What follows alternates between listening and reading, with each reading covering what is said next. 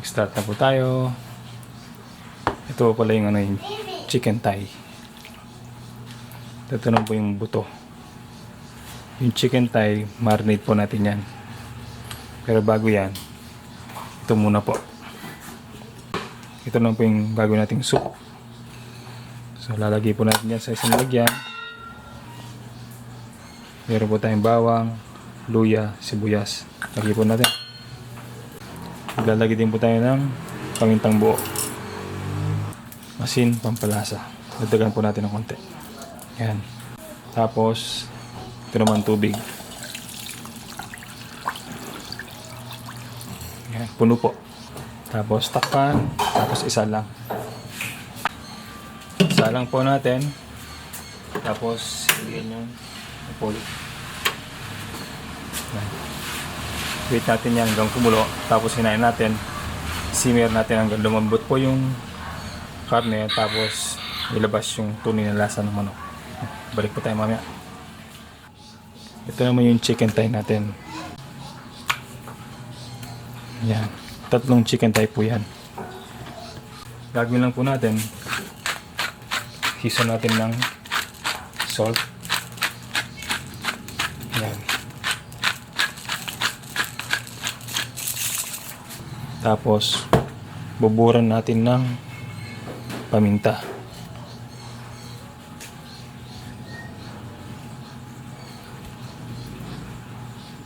Baliktarin natin.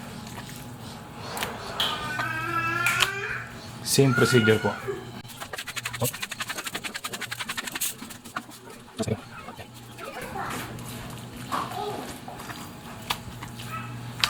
Yan. Yan, pwede na po natin itong iprito. Yan, mainit na po ito. Prituin na po natin ito. It's skin side down po.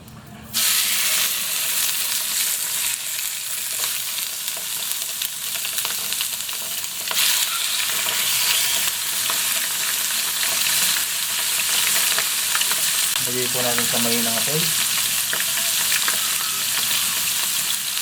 Yan. Actually, ang chicken thigh, hindi na po kailangan ng maraming seasoning. Kasi malasa na po yan. Hindi kagaya ng chicken breast. Chicken breast medyo konti po yung lasa nun. Yan po. Sigurado, masarap po itong atin gagawin na ulam.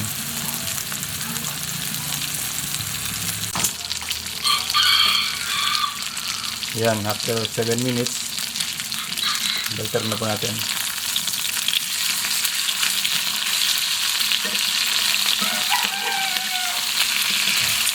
Yan, hindi po. Yan o, ganda po. Ganda po.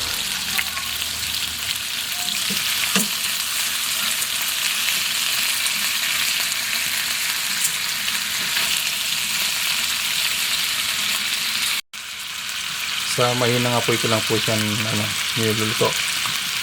Kasi kung malakas, hindi po magluto yung pinakaloob po niya. Kailangan po natin maluto all the way through.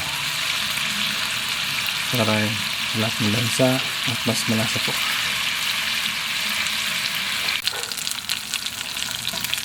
Yan, sa puntong ito, luto na po yan. Ang ganda ng kulay. Grabe. Set aside na po natin. Lambot, grabe.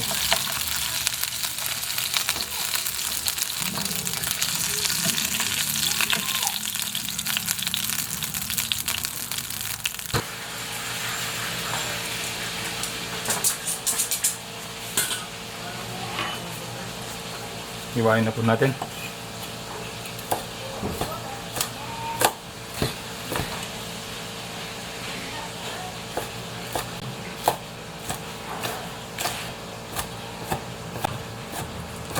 Kung gusto nyo po ng mas malaking hiwa, nasa isa nyo po.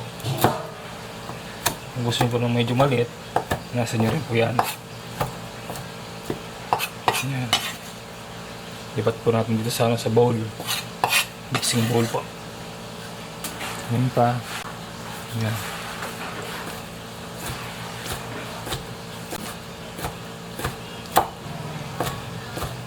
Yan po. Maraming sarap niya. Yan. Tapos mag-iwa na tayo ng sibuyas. Yan.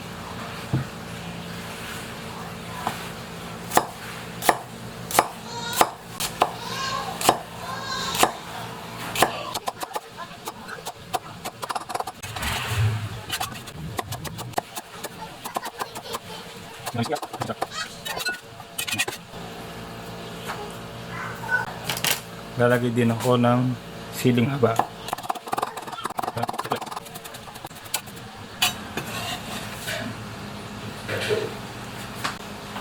Lalagay din tayo ng siling labuyo.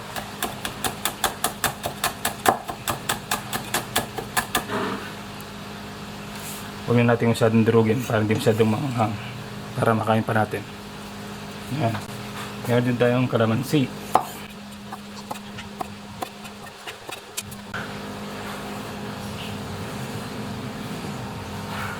Tapos pigayin na natin.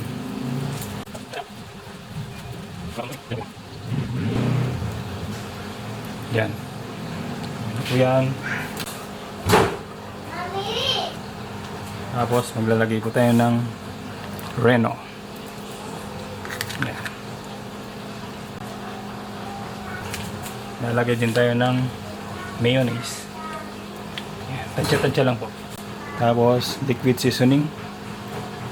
Konti lang po. Konting paminta.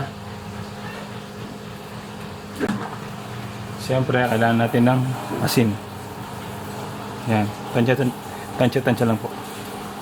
Pag kulang, dagdag tayo mamaya. Ngayon, haluin na po natin.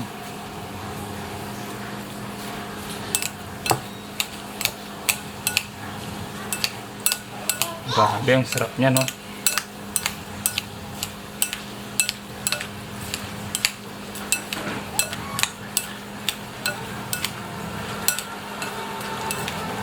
Haluin po natin ng maigi para pantay-pantay yung lasa. Grabe, sarap ng amoy. No? Grabe, makakaraming tayo ng kanin to. Masarap ito, pulutan. No? Halos patapos na po tayo. Yun, no?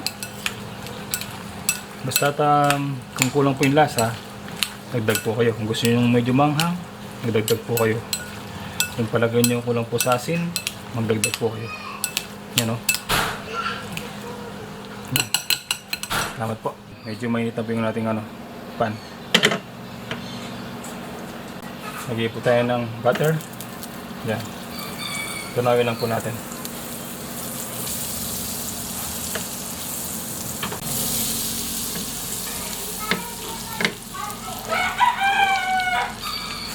Lagay din na po natin ito.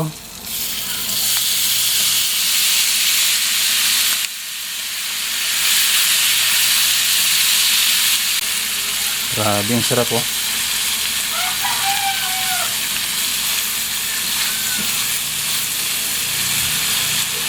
Yan, para magkaroon ng crisp. Grabe, ang sarap ng amoy. Sana nandito po kayo. Yan, ready na po yan. Maglagay lang po tayo ng kalamansi at sili.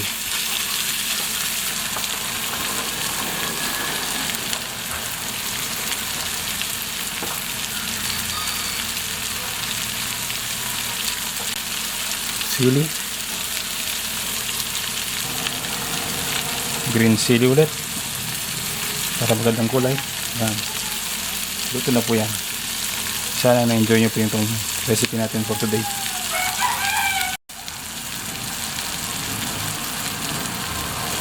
Grabe naman yan, no? Sarap po. Lagay sa mesa mo yan. Paldo naman yung ulam natin.